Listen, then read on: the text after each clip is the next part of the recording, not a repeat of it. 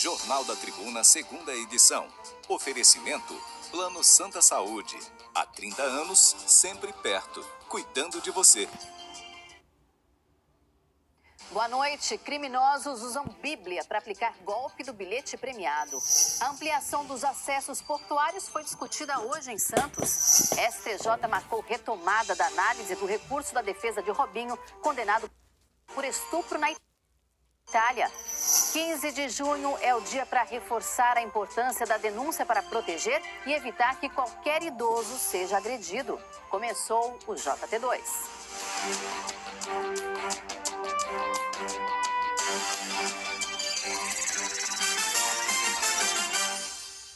Um golpe antigo, mas que continua a fazer vítimas. Os criminosos sempre dão um jeito de enganar as pessoas. Num dos últimos casos na nossa região, até uma Bíblia foi usada para aplicar o golpe do bilhete premiado. Essas imagens são do dia 17 de abril, no começo da tarde. Tudo acontece em uma esquina movimentada de Santos, Avenida Siqueira Campos com a Epitácio Pessoa, a 1 quadra da praia. Um homem se aproxima da vítima. Outro chega logo na sequência e eles agem como se não se conhecessem. Essas duas pessoas, uma delas de características mais simples, sotaque interiorano, envolve a vítima em uma conversa. Nisso se aproxima o outro comparsa e acha no chão um bilhete de loteria. E entrega esse bilhete de loteria e, de maneira espontânea, realiza a pesquisa daquele bilhete e vê que se trata de um bilhete premiado. Só que, na verdade, se trata de um bilhete falso. Até uma Bíblia usada para enganar a vítima. O golpista alega que não poderia aceitar o bilhete premiado por conta da religião. Quando um dos autores descobre que o bilhete é premiado, ele traz algumas questões religiosas que o impedem de receber dinheiro oriundo de jogo, de aposta. E nisso eles convencem a vítima a comprar aquele bilhete premiado por um valor muito aquém do que seria o valor do prêmio. E nisso induzem a vítima a realizar transferências bancárias. Depois que a vítima é convencida, ela entra no carro dos golpistas. Vai até algumas agências bancárias para fazer as transferências. Durante as investigações, a polícia descobriu qual era o carro usado pela quadrilha e conseguiu, com a ajuda de câmeras de monitoramento, fazer a abordagem em Praia Grande. E ainda localizou, em meio aos objetos que eles traziam consigo, exatamente um bilhete premiado falsificado, um livro religioso, de cunho religioso, que era utilizado para enganar as vítimas, bem como diversos telefones celulares, que serão agora periciados. As denúncias sobre esse golpe do bilhete premiado começaram a surgir em fevereiro aqui em Santos. De lá para cá, só que na área do 3º DP, que fica na ponta da praia, já foram 10 registros. Os 3 homens que aparecem nas imagens foram trazidos para a delegacia e devem responder por vários crimes. Estelionato, como também de associação criminosa e lavagem de dinheiro. E hoje à tarde, a polícia apresentou o balanço de uma operação de combate ao crime no Guarujá. Matheus Crossi acompanhou. Boa noite, Matheus.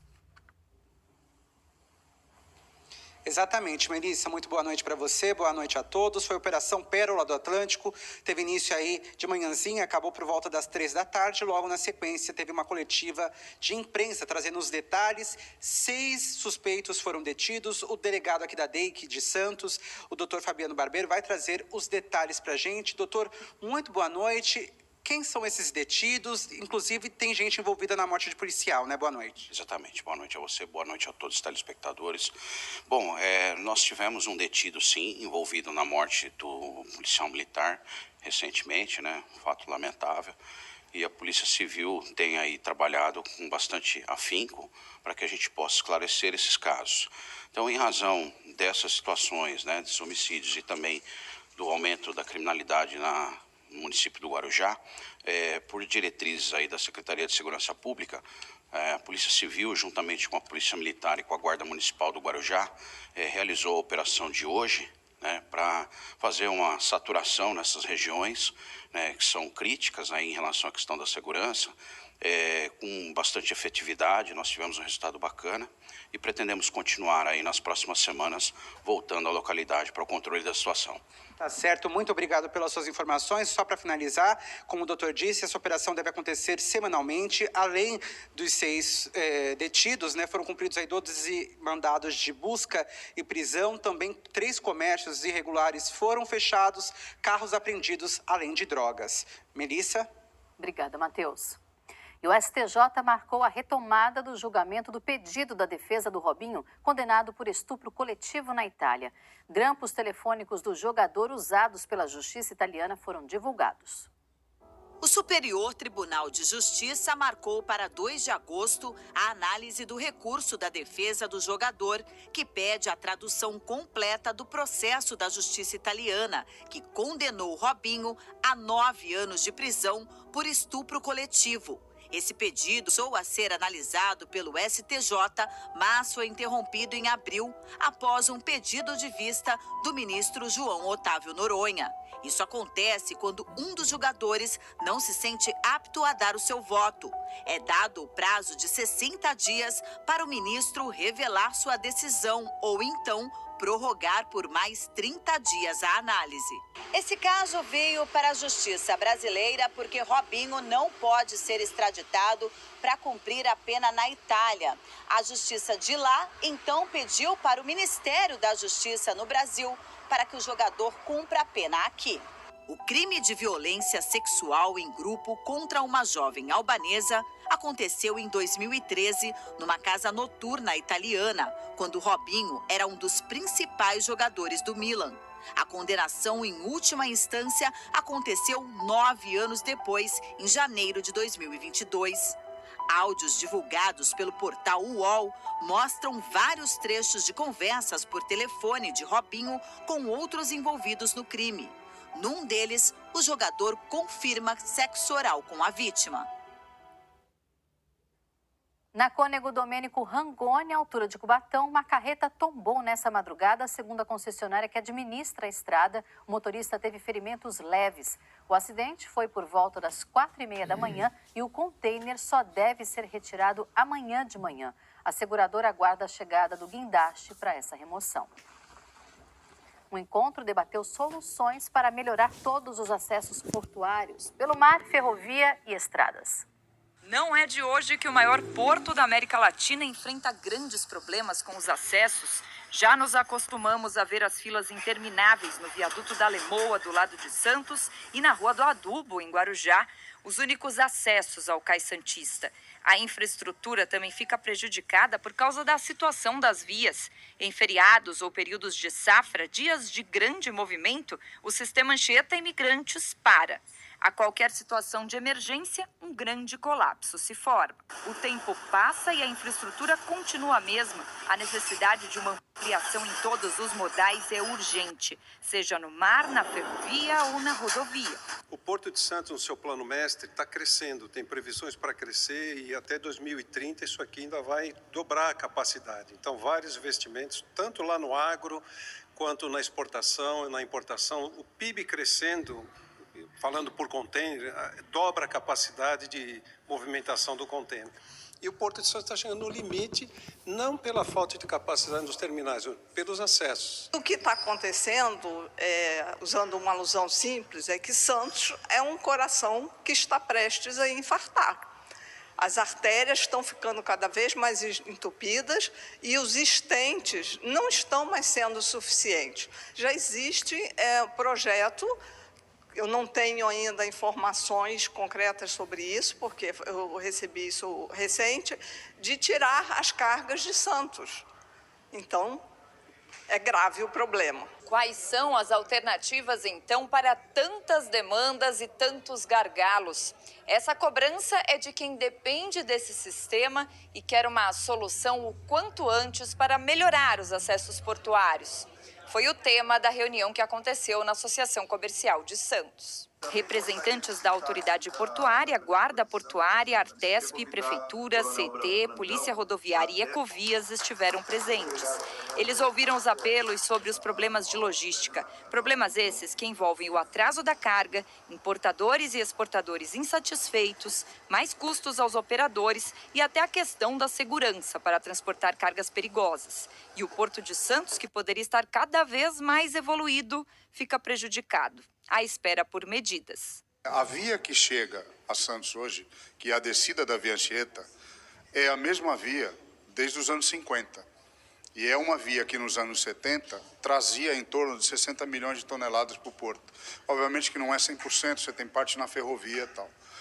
Mas essa mesma via que continua exatamente do mesmo jeito, dos anos 50, dos anos 70, com poucas melhorias, trouxe no ano passado 162 milhões de toneladas. Pensar em uma nova ligação entre o Planalto e a Baixada Santista, uma nova via de acesso, ajudaria a resolver o problema. Se sair do papel, ainda demora anos para ser construída. Enquanto isso, os impactos sofridos são para todos, no porto e na cidade. Primeiramente, nós temos que aumentar a presença de agentes da CT, que foi cobrado aqui na reunião, para que a gente possa melhorar o fluxo viário. Em segundo momento, conversar com o comandante da Polícia Militar para que a gente possa solicitar o reforço do policiamento no local. Já a médio prazo, algumas ações em conjunto com a autoridade portuária e com a FIPS, Ferrovia Interna no Porto de Santos, para que a gente possa, de fato, ter a segunda entrada do Porto de Santos, projetos já existentes, alguns compromissos travados para que a gente possa fazer essa segunda entrada, mas principalmente, e aí já a longo prazo, uma terceira pista ligando o Planalto à Baixada Santista, uma nova ligação. Dentro dos terminais, a sequência Gate, Pátio e Cais ganha cada vez mais investimento em equipamentos modernos. E fora, a conta precisa fechar. A pressão é para que as decisões sejam tomadas em todas as esferas de governos. Então a gente fala de um porto que é o maior da América Latina, mas não é o mais produtivo. E eu atribuiria isso à falta de acessos, né? Então a gente precisava melhorar todos os tipos de acesso, né? O tanto da terceira via da Imigrantes, como os acessos mesmo aqui das perimetrais, tanto da margem direita quanto da margem esquerda. E a Lemoa, que é mais sensível ainda. Um veleiro francês ficou à deriva após sofrer uma pane seca a aproximadamente 30 quilômetros da costa, na altura de Guarujá. Esse é um dos destaques do G1 dessa quinta-feira. É só acessar o QR Code para ler. Havia 2 tripulantes no barco. No G1 tem todos os detalhes. E o tempo deve melhorar nesta sexta-feira. Vamos ver na previsão. Pode ter névoa logo cedo na Baixada Santista, mas o sol aparece entre algumas nuvens amanhã e não tem previsão de chuva. À noite, as nuvens diminuem. Em Bertioga, máxima de 23 graus. Em Santos, a temperatura também chega aos 23. E a mínima em São Vicente deve ser de 14 graus. Nesta sexta-feira de manhã, os ventos sopram de oeste para noroeste. O mar continua agitado na região. As ondas passam de 1,5 metro próximo à costa. Na Praia Grande, a temperatura varia de 14 a 23 graus. Também não tem previsão de chuva nas cidades que ficam mais ao sul da Baixada. A máxima em Mongaguá deve ser de 23 graus. Em Itanhaém, a mínima deve ser de 13. A maré sobe no começo da tarde, chega a 1,30 metro. Em Peruíbe, a temperatura varia de 12 a 22 graus. No Vale do Ribeiro, o sol aparece entre algumas nuvens e não deve chover. Em Iguape, Ilha Comprida, a temperatura varia de 11 a 22 graus. Em Cajati, a mínima deve ser de 12 graus e de 10 em Jacupiranga. Pelas próximas 2 semanas, Santos vai respirar arte com a extensa programação do FECET, o Festival de Cenas Teatrais, que chega à 27ª edição. Logo mais tem abertura no Sesc, onde está o Diego Bertozzi. Boa noite, Diego. Boa noite para você também, Melissa, todos que nos assistem, né? O Festival de Cenas Teatrais, o FECET, como você falou, ele chega à sua 27ª edição com o lema "Eu não ando só". É uma frase que traz unidade, né, a todas as pessoas, todos os incentivadores do teatro, escolas, núcleos cênicos e principalmente os artistas que enfrentam as dificuldades no dia a dia da construção da arte. E vocês devem estar percebendo que eu estou falando um pouquinho mais baixo porque está rolando um bate-papo aqui no Sesc. Eu vou pedir para o Fernando Esquilo mostrar, um bate-papo que faz parte da abertura do evento, e quem está ali é o ator Alexandre Borges, né, ator de Santos, que tem grande projeção nacional, e também o grande homenageado dessa edição do FESET, que é o José Celso Martínez. O Zé Celso, criador do Teatro Oficina Usina Uzona, um teatro oficina que realizou vários espetáculos, como O Rei da Vela e também o mais famoso Roda Viva, né, um espetáculo censurado pelo regime militar. A edição desse ano do FESET vai levar a população aí mais de 110 apresentações teatrais para 10 bairros de Santos, em escolas, praças, desde a Ponta da Praia até o Morro da Nova Sintra, Zona Noroeste. A maior parte dessa programação, pessoal, é gratuita. As que custam ingressos, o preço é de R$10, são as apresentações no Teatro Brás Cubas e Guarani. Então, daqui a pouquinho, às 8 da noite, teremos a abertura oficial e, por enquanto, esse bate-papo aqui, um momento de respiro, de história e muita cultura. Melissa. Obrigada, Diego. A arte sempre transformando. Em Cubatão, alunos de uma escola municipal viveram uma experiência diferente. Um teatro às escuras. O objetivo do espetáculo é incentivar a inclusão. Uma sala totalmente adaptada vira palco de teatro. Para entrar, não precisa nem de venda, porque nada se enxerga lá dentro. Um apoiado no outro, eles seguem para mais uma apresentação do Teatro Cego. Bom, essa peça é totalmente no escuro. Nasceu de uma ideia inspirada em um exemplo lá da Argentina.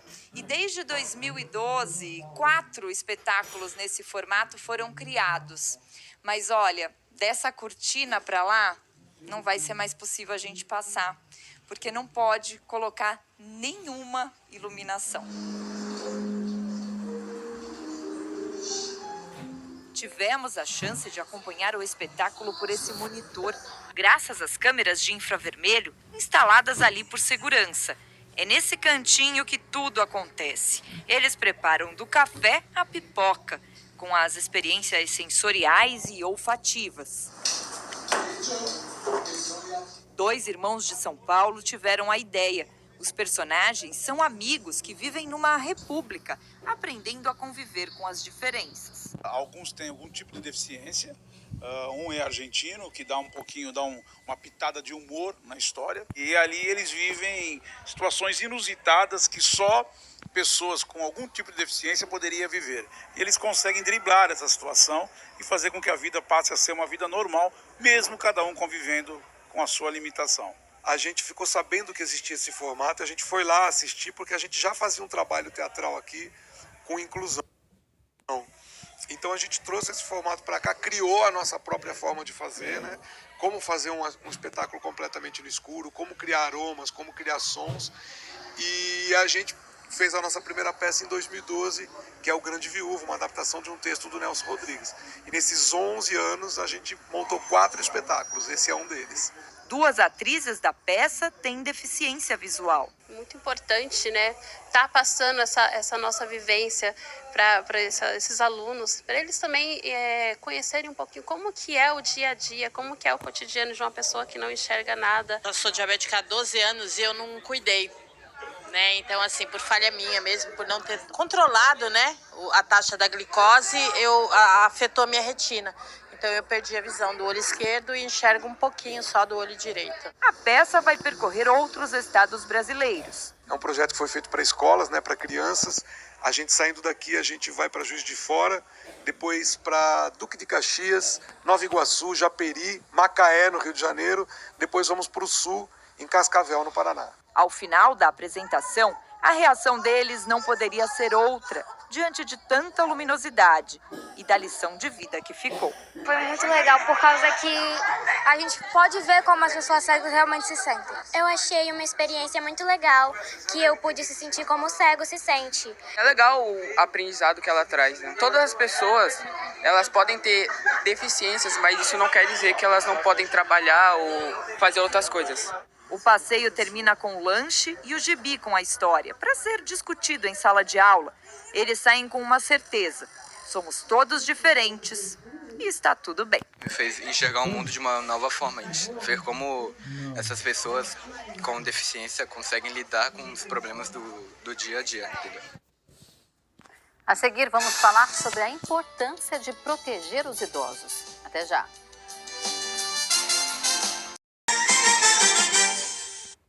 O ex-procurador da Prefeitura de Registro, Demétrios Oliveira de Macedo, foi absolvido criminalmente pela agressão contra a então chefe dele, Gabriela Samadello, no ano passado. A decisão foi da Justiça da cidade. Demétrios está internado num hospital de custódia.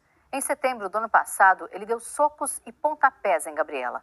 Segundo a Justiça, a decisão pela absolvição foi tomada porque o ex-procurador teria passado por 5 médicos ao longo do processo e foi diagnosticado com esquizofrenia paranoide. Ele deve permanecer internado por no mínimo 3 anos. A agressão foi em junho do ano passado.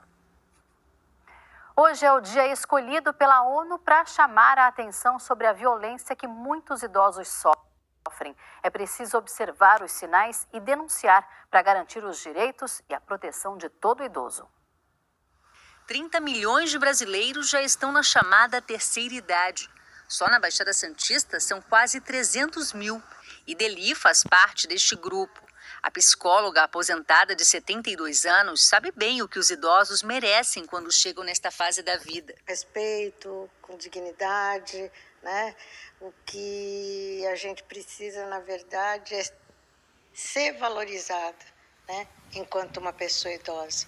Mas essa não é a realidade de todos que chegam à terceira idade.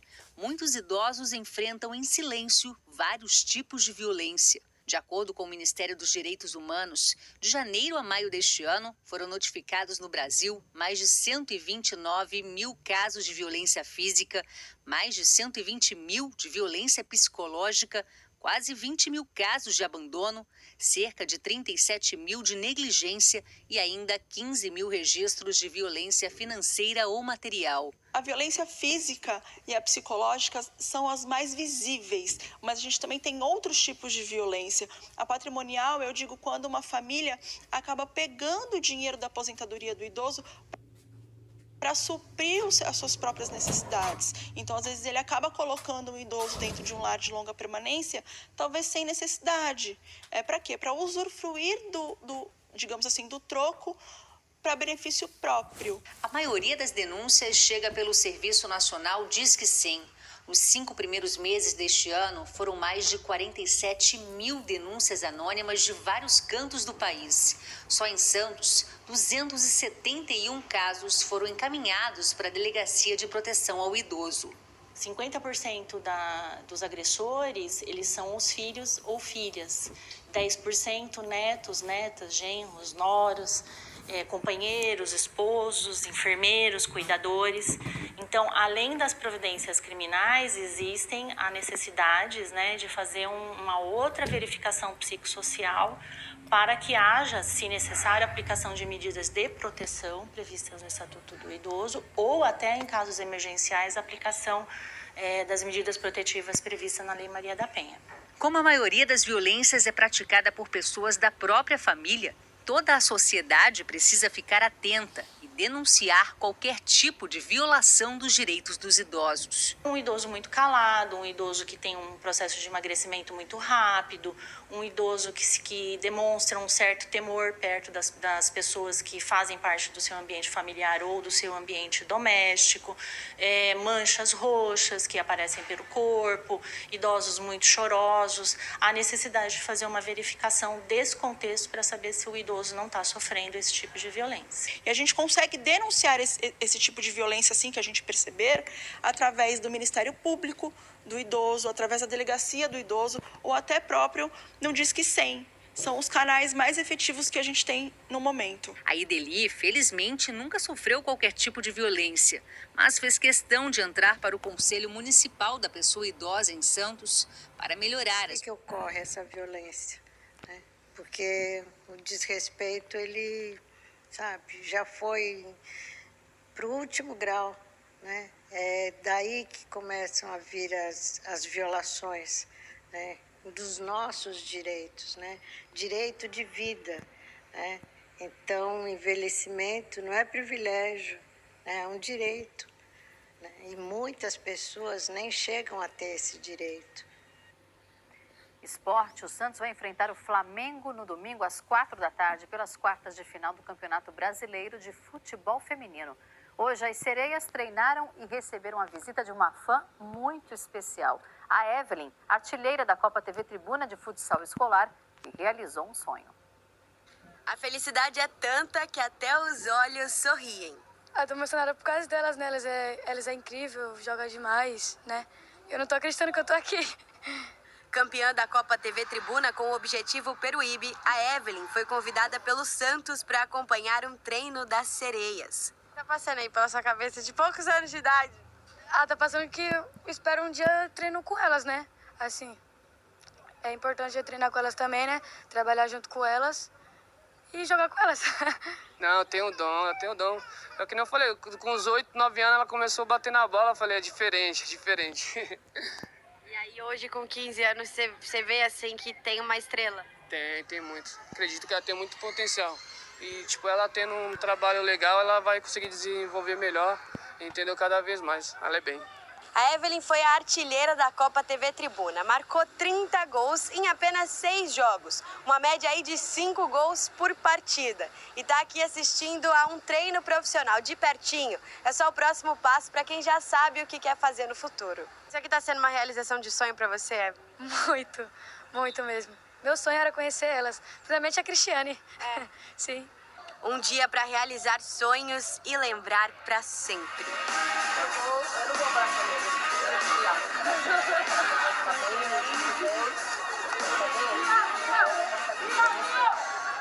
Muito. Nossa, não tô acreditando, mano. Sério, muita emoção mesmo. Tá sendo uma semana de muitos sonhos, né? Sim, muito. O que foi que você tá bem sem palavras? Eu não tô acreditando que dei um abraço nela, mano. Foi a primeira e última participação da Evelyn na Copa, porque ela já bateu a idade limite de 15 anos. Só que a irmã dela, a Emily, foi eleita a melhor jogadora do campeonato. E ela ainda tem apenas 13. Não pôde ir ao treino, mas estava bem representada. E agora com a responsa de continuar levando o nome da família para as próximas edições. Agora eu desejo para ela a Copa TV Tribuna. Sempre vou estar torcendo por ela, né? E é isso. E você vai levar aí o legado das irmãs pra frente. Eu vou levar elas também junto comigo.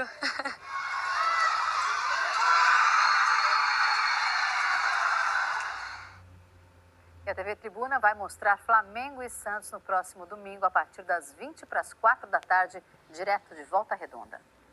Eu volto daqui a pouco com o resumo do dia. Uma boa noite para você e até já.